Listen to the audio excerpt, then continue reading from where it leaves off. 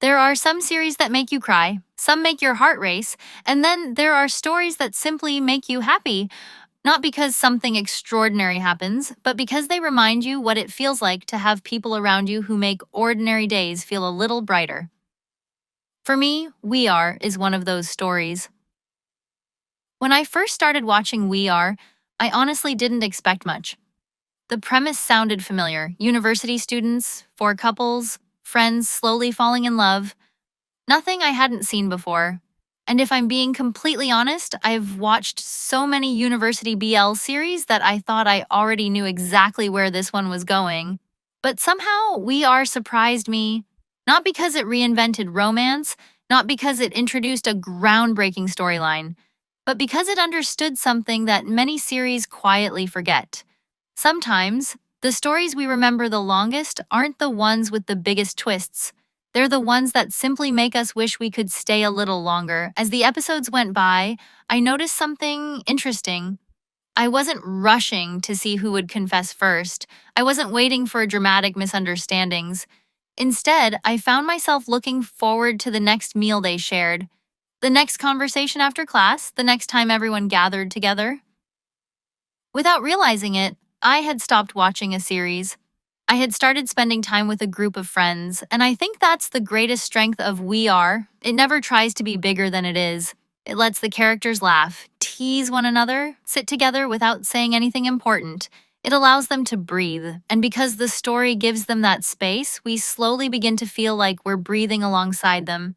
If someone asked me what We Are is really about, I actually wouldn't say romance. I would say it's about belonging.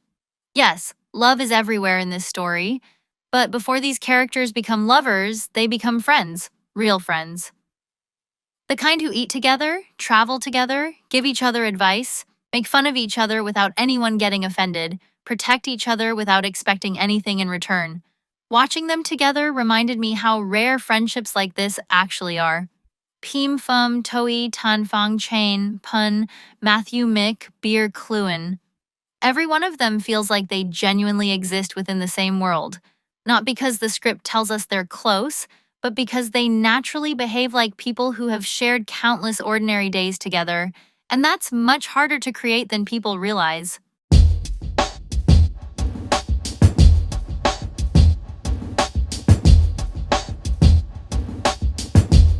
Let's start with the relationship that quietly opened the door to this entire story. Pim and Fum. Their relationship begins in one of the funniest ways possible.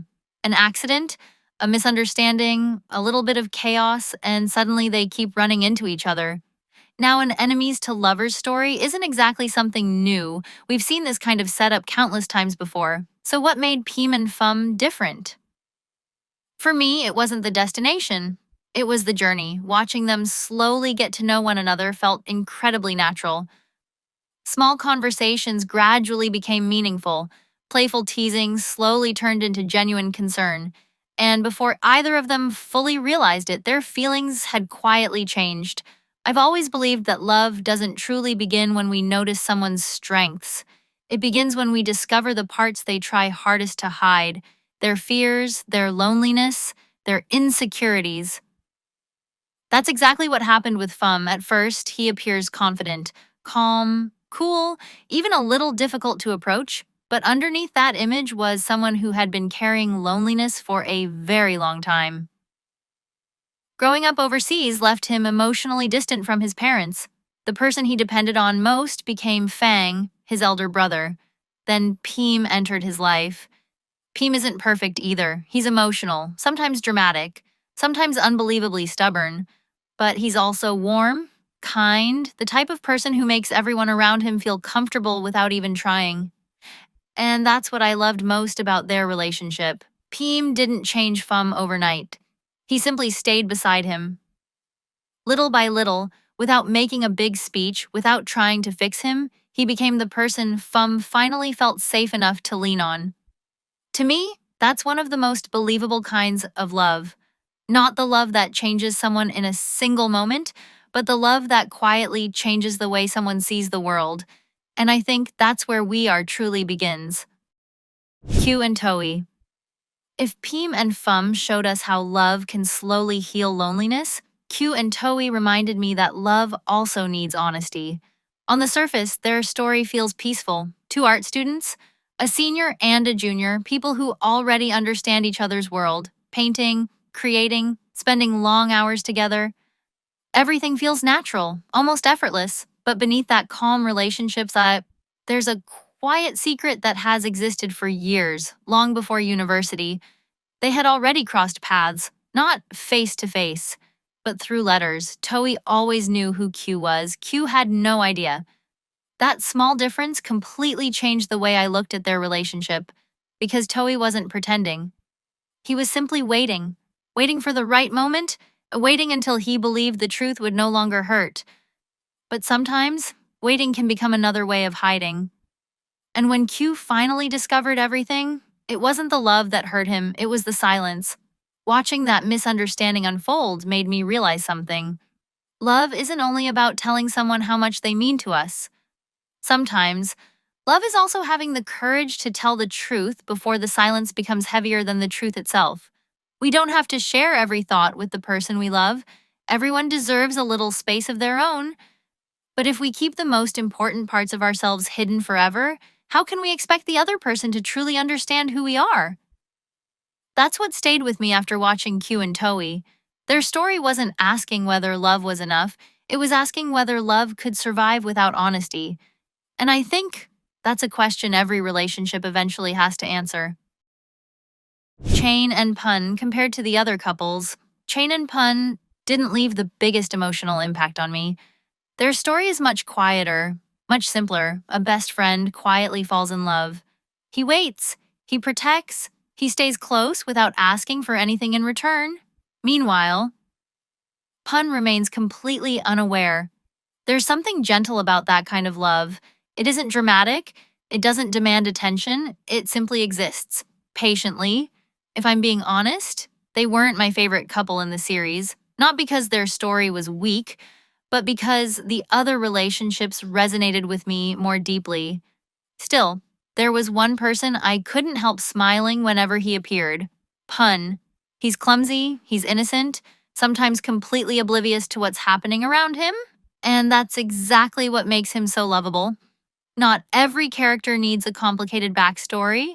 Not every character has to carry emotional scars. Sometimes, a character's greatest role is simply reminding us how refreshing genuine innocence can be. Pun made me laugh more times than I expected, and I think every friend group secretly needs someone like him. The one who doesn't even realize they're making everyone happier, just by being themselves. Tan and Fang. And finally, there's the couple who completely stole my heart, Tan and Fang. As much as I love Pond and Fuin, I have to admit, Tan and Fang became my favorite couple in We Are, because every time they appeared on screen, their relationship felt incredibly effortless. Not because nothing happened between them, but because everything happened so naturally. Tan is like sunshine, the kind of person whose smile quietly changes the atmosphere of an entire room. He's friendly, optimistic, always ready to bring people together. What I love most about Tan isn't simply that he loves Fang, it's the way he loves everyone around him. Engineering students, art students, different personalities, different circles. Yet somehow, Tan became the bridge connecting all of them. Without him, I honestly don't think this group of friends would have grown into the family we eventually came to love. Then there's Fang, calm, gentle, mature, the kind of person who doesn't need many words for us to understand what he's feeling. If Tan is sunshine, Fang is the quiet shade beneath a tree on a warm afternoon. Different, yet somehow perfectly balanced. One brings warmth, the other brings peace, and together, they make each other feel complete. One thing I really appreciated about their relationship was that it never relied on unnecessary drama. Tan had liked Fang since high school, even after they went their separate ways. Those feelings never truly disappeared. Every opportunity he had, he quietly asked Fum about Fang, not because he wanted to hold on to the past, but because some people simply leave a place in your heart that nobody else can replace.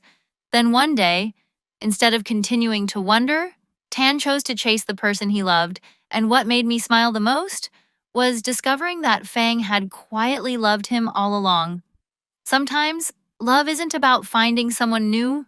Sometimes, it's about realizing the person you've been searching for has been walking toward you too. Looking back, I realized something. Every couple in We Are taught me something different about love. Pim and Fum showed me that love can quietly heal loneliness. Q and Toei reminded me that love needs honesty. Chain and Pun showed me the beauty of patience, but Tan and Fang taught me something else.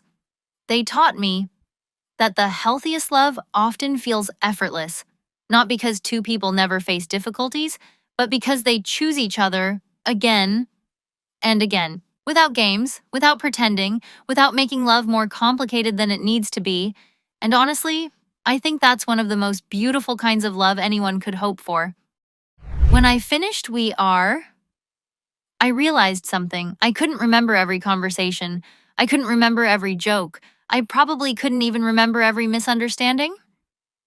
But I remembered how this series made me feel. It reminded me of something we often forget as we grow older. When we were younger, we always thought the most important days of our lives would be the extraordinary ones. The day we fell in love, the day we graduated, the day everything changed. But maybe we were wrong. Maybe the days we'll miss the most are the ordinary afternoons, sharing lunch with friends, walking back from class together, laughing at jokes that didn't even make sense, waiting for someone who was already becoming our favorite part of the day. Maybe that's why We Are stayed with me. It didn't ask me to dream about a perfect love story. It reminded me to appreciate the ordinary people who quietly make ordinary days feel extraordinary. Because one day, those ordinary days become memories, and those memories become the places our hearts return to. Thank you, We Are, for reminding me how beautiful ordinary life can be. And thank you for joining me here at Scene and Soul. I'll see you in another story.